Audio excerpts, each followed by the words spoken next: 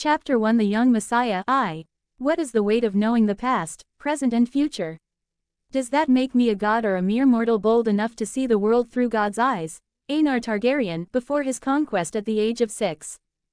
289 BC, 6th year of the reign of King Robert I Baratheon of House Baratheon.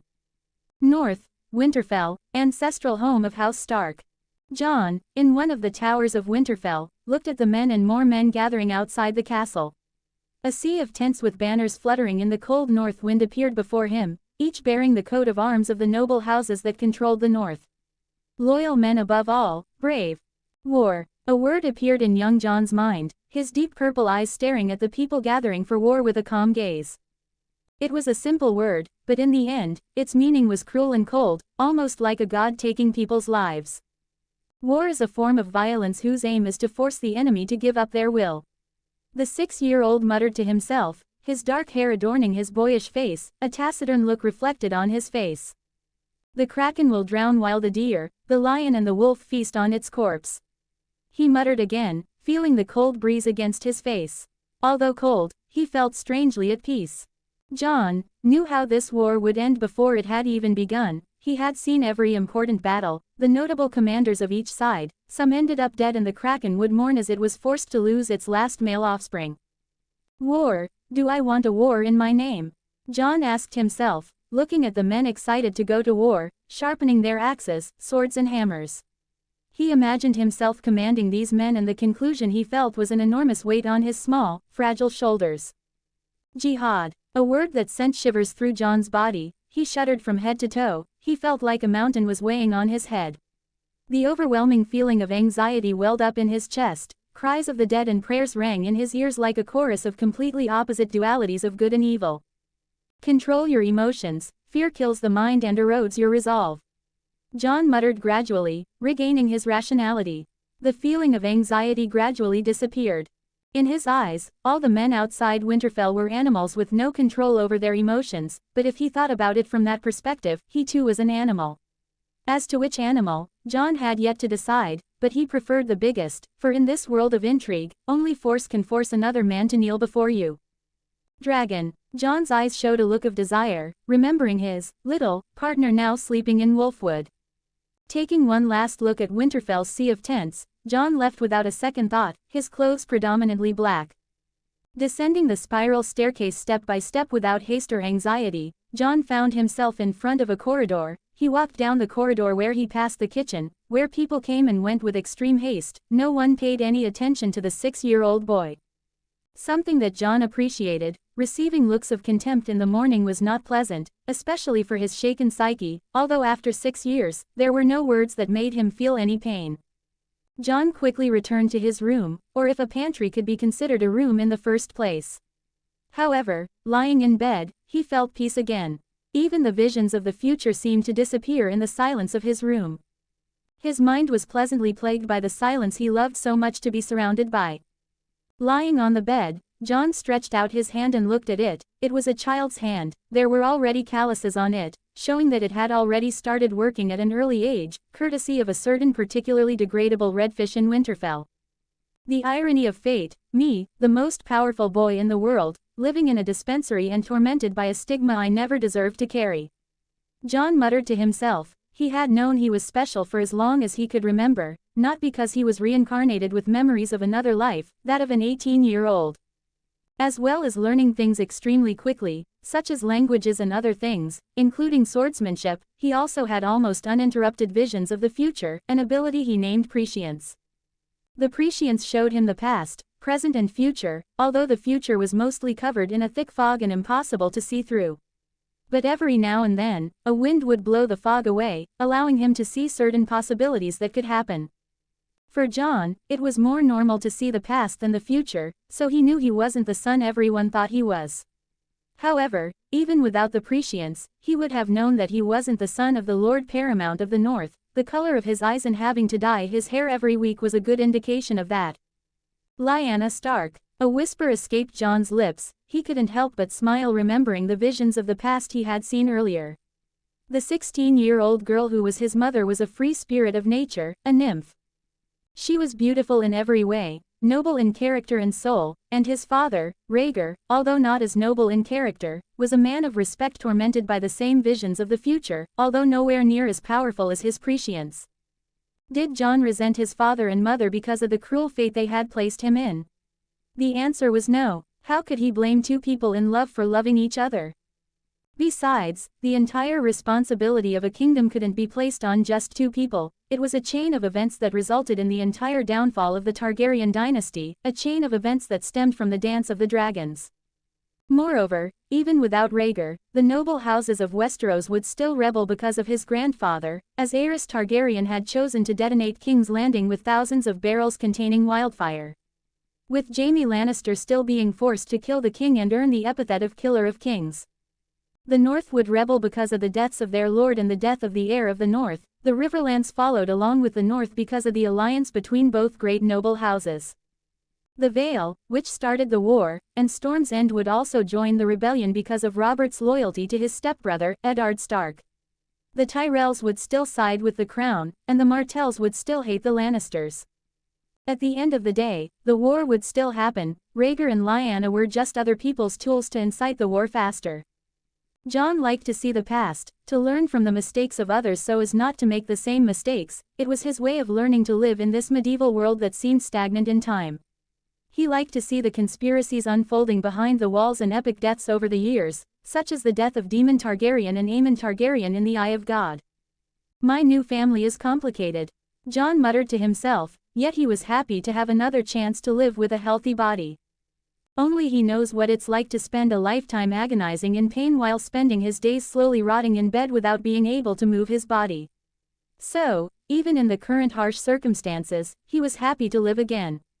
He was healthy and able to move freely. He would build a future with his own hands, and he currently had a family who loved him, even though his uncle's wife was someone despicable in his eyes.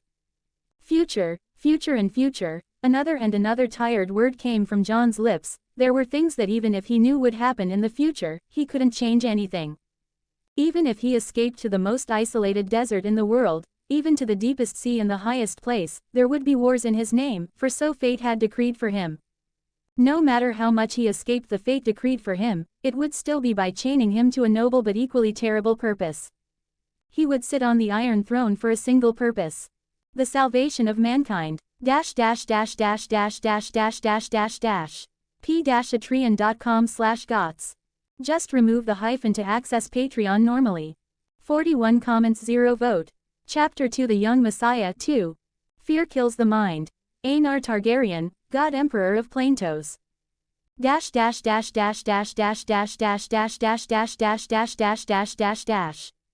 Visenya Targaryen, the first queen of Westeros, looked around to see where she was at the moment.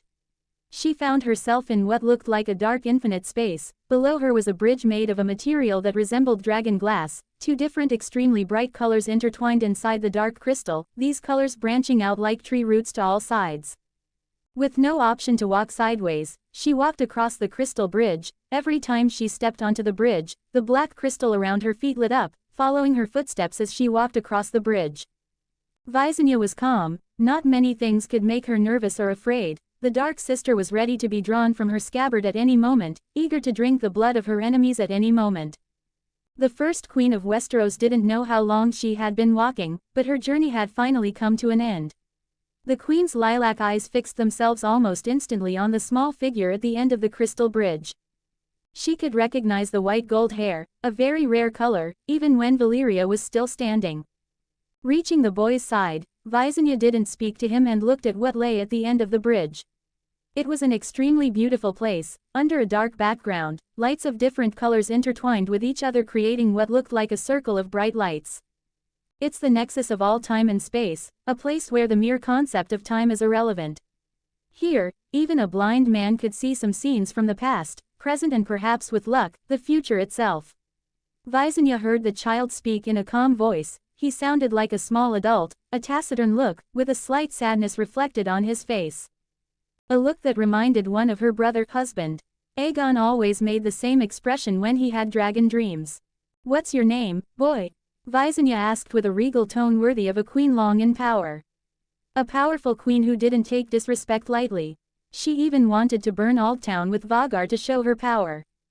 The boy looked at her, causing the queen to notice the beautiful dark purple eyes looking back at her with a hint of curiosity reflected in his eyes. Due to less than pleasant circumstances, I am currently known as Jon Snow, Your Grace. He replied, causing Visenya to once again show an expression of surprise. The boy in front of her shouted his Valyrian descent from head to toe, but he was still called Jon Snow, a name she knew was given to bastards from the north. And your other name? Visenya questioned the boy once more. The curiosity in her eyes could not be hidden.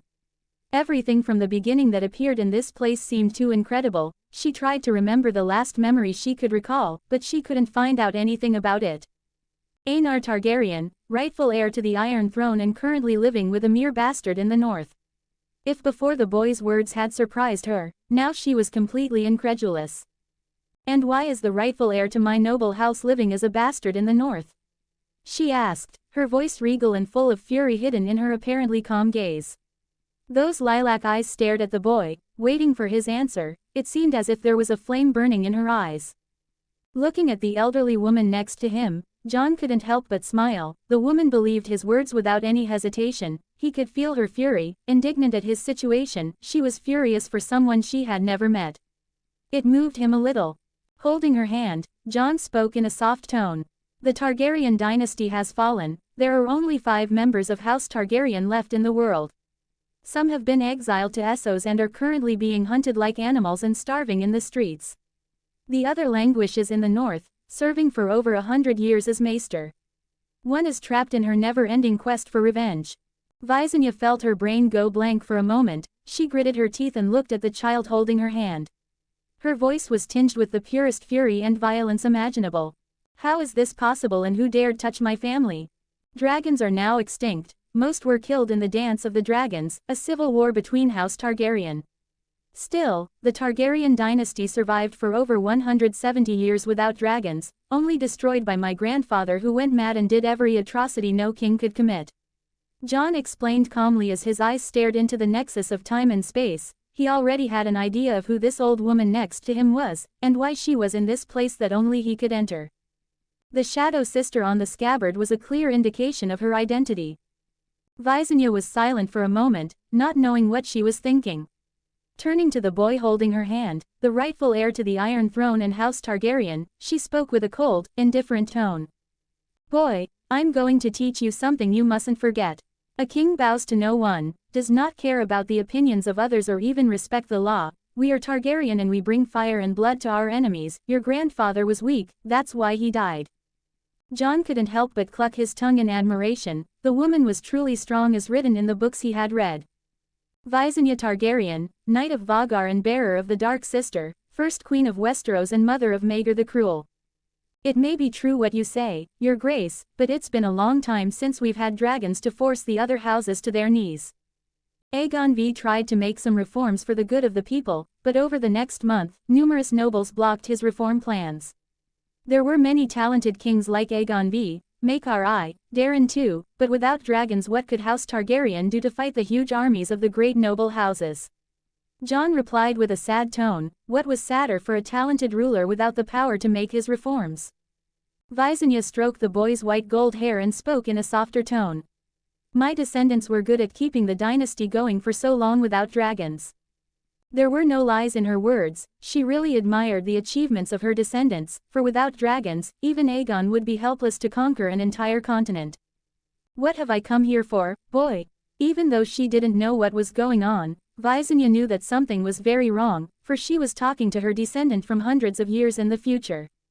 You're dead. My subconscious, knowing that I needed proper teachers for me to learn to rule, brought your dead consciousness from a different time-space to this place, the nexus of time and space. Jon commented in a gentle tone, afraid of stressing out the former queen of Westeros. But to Jon's surprise, the queen was apparently very calm, showing no reaction of surprise at his words.